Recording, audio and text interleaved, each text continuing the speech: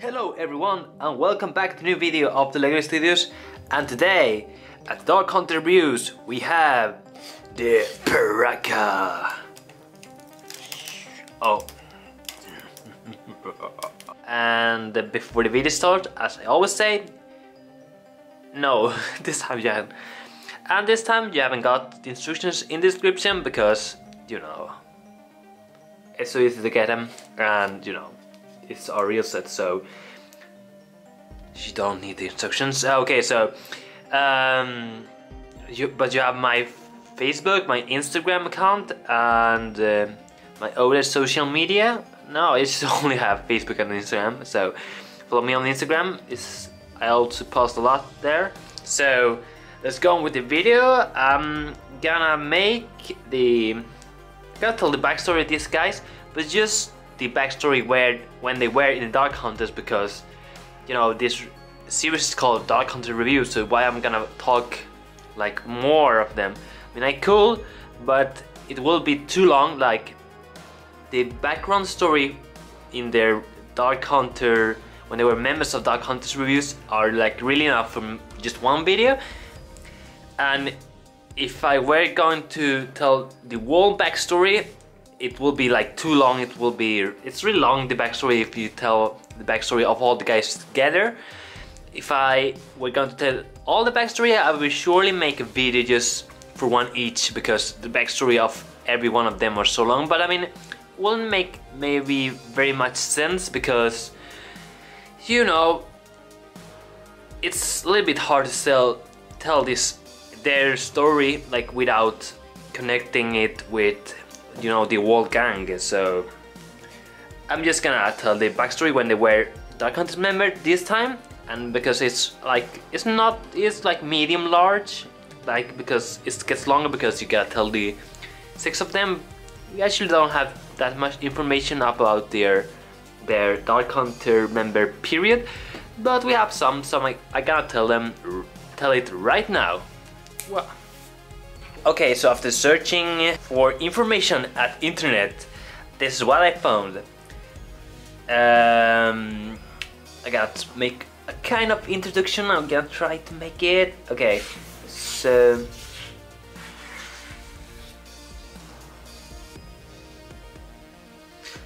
as we know, the Piraka were a group of Skakti that. So as we know, the Piraka were a group of 6 Skakti that had separated themselves from Dark Hunters. We know that they were in a lot of missions, but we only know a few of them. Like we know like 1, 2, 3, and 4, 5, I think. Yeah, 5 missions. So I can tell the 5 missions we know about these guys. So the first mission we know is about 7,000 years ago, and in this mission, Vesog and Hakan teamed up to steal a treasure from beside to a fortress. Hakan had extracted information on this fortress from a Dark Hunter who was later killed by the Shadowed One for his infidelity. Vesog has Hakan distract the guards while he goes after the treasure. Hakan was planning to do exactly the same thing to Vesog. He finds a tablet called the Makoki Stone and realizes he finds a tablet that talks about the Makoki Stone and realizes it has hidden inscriptions detailing the operations of the Brotherhood of Makuta. And after escaping the fortress, they were found by a Dark Hunter called Ancient, who forced them to join Dark Hunters, joining the other 4 Skakti who were already members. The 3 then left the Toa to be killed by a tribe of Rostellus. The only one who survived was a new Toa of Fire named Likan. This Toa, as we know, later managed to get the stone back from Dark Hunters. Then we have a mission that is from 5,000 years ago, in which Zaktan leads the other Piraka except for Avak on an unsuccessful revolt against the Shadowed One. The Shadowed One tried to execute Zaktan by disintegration, but everyone was surprised to see Zaktan survive as a mass of prototypes, making him a monster. And 4,000 years ago, Vesok, Radak, and Avak freed the Kanohi dragon from its prison in order to push Dragadoom into allowing a Dark Hunter base in Metru Nui. To Doom's refusal, Vesok tries to kill him, but Toa Likan, Torniriki, and 9 other Toa, one of them most likely being Tuyet, intervene. With neither side willing to pick a fight at the moment, the hunters leave and let the Toa deal with the dragon. And the Toa manages to win the dragon by transporting it to another island where Rodaka lives. 3,000 years ago, when Tuk fails to kidnap Dragadoom in the last of a series of failures concerning Metru Nui, Jezebel One loses patience and has the Dark Hunters invade the city. Even though they were initially successful, hundreds of Toa rally to Metru Nui's defense, and after months of fighting, Hakan watches Toa Niriki betray his brother and catches Toa Likan also watching. Hakan opts not to warn the other hunters about Likan, as doing so would mean he would be caught and jailed, but instead offers Likan a deal. If Likan lets the hunters leave Metru Nui freely and his trap is sprung, he can have the Makoki stone back. Likan remembers what other Toa sacrificed from the stone. He agrees, under the condition that the hunters must take Niriki with them. The last thing we know about the Piraka when they were members of Dark Hunters is from 250 years ago. In the War of the Brotherhood, Saktan, Radak, and Tuk are a few of the Dark Hunters dispatched to the guard of a base. In the war with the Brotherhood, Saktan, Radak, and Tuk, few of the hunters who are dispatched to guard a base.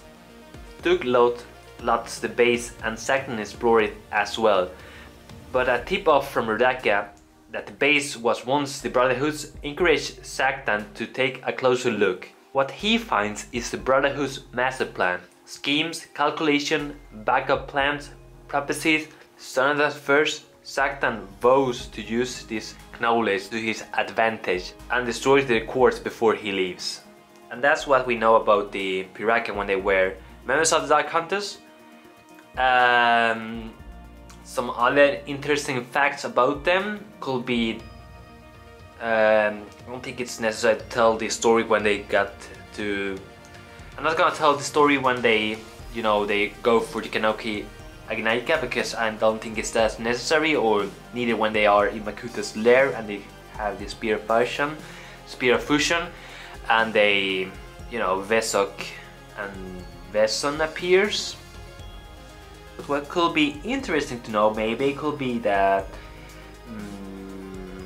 let's see if I can see it, is that when they try to get underwater, when they went below Vianui to find the Agnaika, which was in the oceans, they were mutated into snake-like beings with their own heads. Later on, they killed all the Siglak in the Stone Court and fought the Tuamari, in which they were winning until an electric attack stopped them.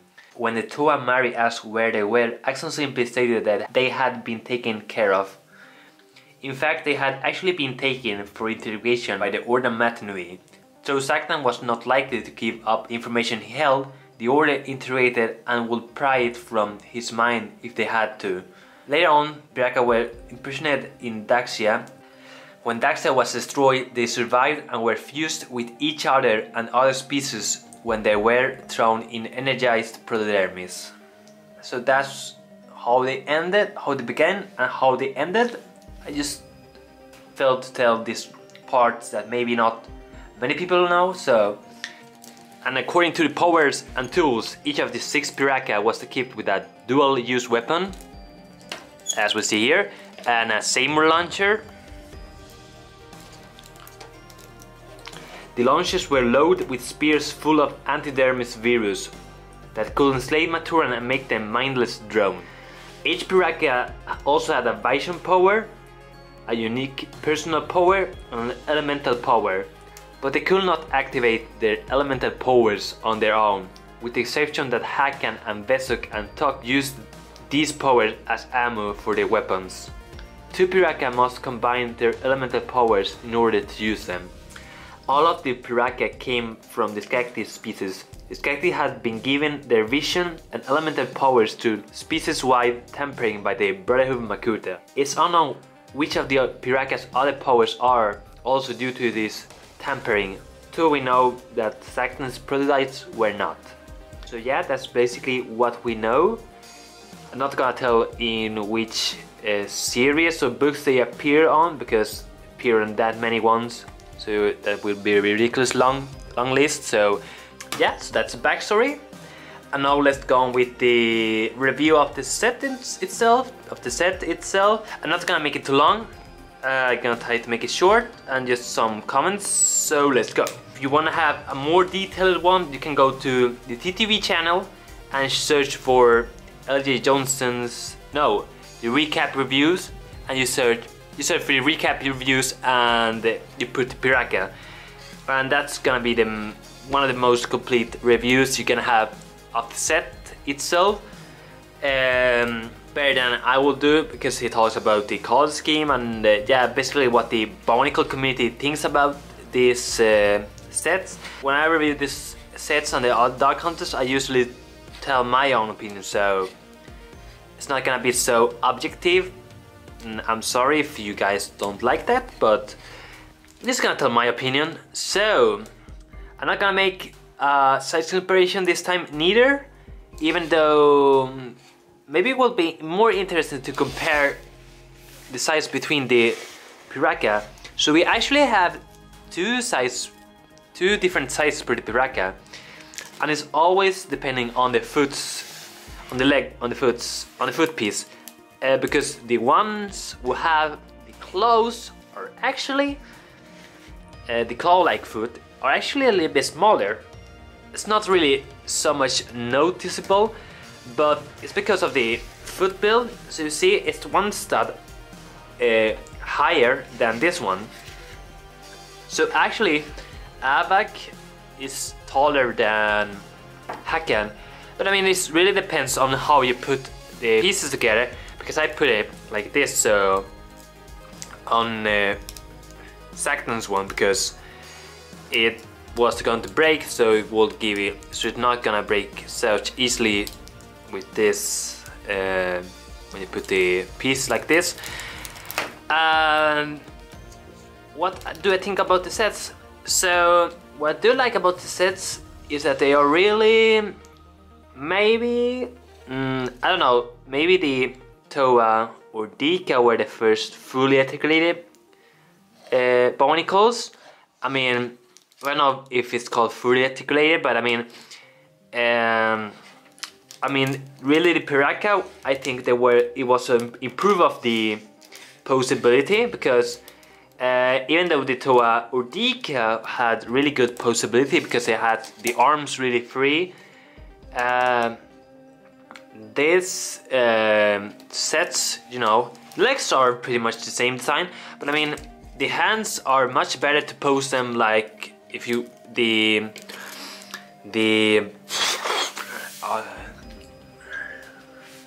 so in terms of posability, in the Piraka were actually a huge advance, maybe not completely, but it had more possibility than the Toa or Dika.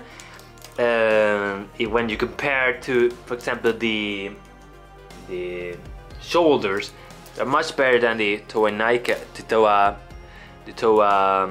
or Dika, because you know, Toa or Dika, you could pose them, the arms, but they had more of a restriction on it because of the way they were built.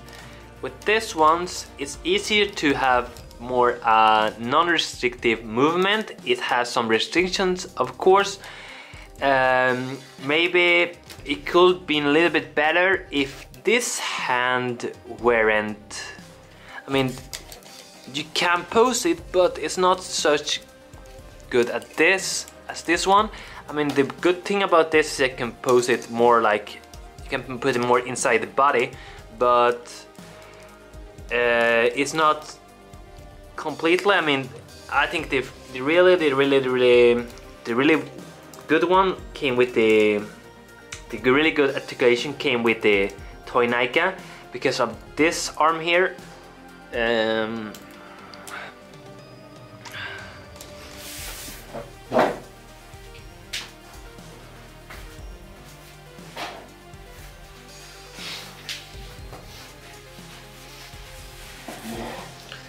So in terms of the articulation, these are not the first sets to have such much articulation. Nika already have this much articulation as the Piraka, but why I think the articulation is better with the Piraka is the shoulders, and the arm articulation is really better in general, because you can pose it like this and you can pose it like this, and with Nika you couldn't pose it like, you couldn't move the arm this way because the piece will be in the way, and so I think that's an advance for these sets. So that I think that's a good point for this set. Really, what I don't like about the Piraka is that one arm is longer than the other one. I know it's not really such a big problem, but really when you take off the weapons, you can really notice one is much longer than the other, and I think they could maybe made another piece for this arm, just in order to make it longer, because I don't know, they look really good even though, but I think they could have make it better maybe, because this arm also has a little bit of restriction in the articulation here. You can pose it like this, but it's not gonna look as good, you know. So that's a con of these sets. Yeah, but other than generals, another bad point also is the heads. You can't really pose them as you want because of this rubber thing. It's the spines here will actually take them back to this position, and that's really con, because you can't move the heads as you want. So that's a step back from the Nika, because you could move the heads and you could pose the head as you wanted to, but this ones you cannot really even look at the side. I mean, you can, but it looks a little bit strange. I think that's a con, even though it looks really good with the spines, but I think that they could have done, I don't know, I think it would be better if you could pose the head the way as you wanted to without having this trouble. Then the weapons are actually pretty cool in all of them, but I don't see very much usage for them besides from, I mean, the mocking point of view. I don't really see much usability to their weapons. Maybe I'm completely wrong. I'm sorry if I'm, but I think the weapons are just only for the Piraka. I don't know, that's the feeling I have, at least, that these weapons can only be used with the Piraka. I mean, the other weapons we have in other sets are maybe more usable for mocking, but this, I don't know, I feel like they are restricted. They have some restrictions according to the mocking capability, if that word exists. And that's just my thought. According to the color scheme, I think it's pretty neat. I think the color, the metal parts just blends in with the figure in general very well with all of them. Take a look. Yeah, and we also have black studs on this one, so I just put a red one here, I don't know why, but we have black studs on all of them, so that's not gonna be a problem, because you know, with the newest sets you have the blue studs and that looks horrible because you know they don't match up really well when it's a blue pin here and blue pin here. I don't know why I say stud, it's a pin. Yeah, it has black pins, so it doesn't really break up the color scheme, so that's a good point. Cool. One of the coolest thing about this is the red eyes, and I actually managed to fix them. I maybe gonna post a video where I show you how to open the eyepiece and put a new battery in it. It's really easy. You don't even need a video, but I maybe do it and we'll see. One of the coolest features, and also really cool. I also like very much the Nike lighting swords. They're also very cool. And yeah, I think that was pretty much everything. I don't know if I come up with something. Are you guys gonna think a moment? No, I think that was everything. I just had to complain about, the only complaints I have about this is some points of articulation, like the arms, the head, and besides of that, those cones. I really like the Piraka. I mean, who doesn't like the Piraka? I mean, they are little cone sets, but I mean, they are cool. I mean, because they are really different from the ones that we saw before. If you were a child back then and you have lived with the Rika era, and then this came, it was really cool to see these guys. I did really love them because they were so different. They had such a unique style also. And also a thing I like with the Piraka is that it come a bunch of new colors, like, you know, not really the dark green or the dark red or the more lighter brown, but we also have, you know, the connectors, the connected piece. They were mostly new colors except for Raydak and Tuck, Raydak and Haken and Tuck, I think. Okay, that's a 50-50. I don't know if Tuck's blue pieces, I think they are new. Maybe not. I think they are new actually. They were new at that moment, I think. It was nice to see these new colors, which actually blend in so well with the other darker parts. So that's a thing I like about this Piraka. So guys, I think that was pretty much everything for today. So I hope you enjoyed this video, guys. Give it a thumbs up, comment, subscribe, and share it with your friends if you do like this video. And you also have a playlist with all the other Dark Hunter reviews I've done so far, and share the Dark Hunter reviews with your friends and familiars and who else would like Bionicles. Just share it and share it. No, okay. So post in the comment what you think about this video, and okay, stop spamming Bjorn. Okay. So let's see you next video, guys. Bye bye.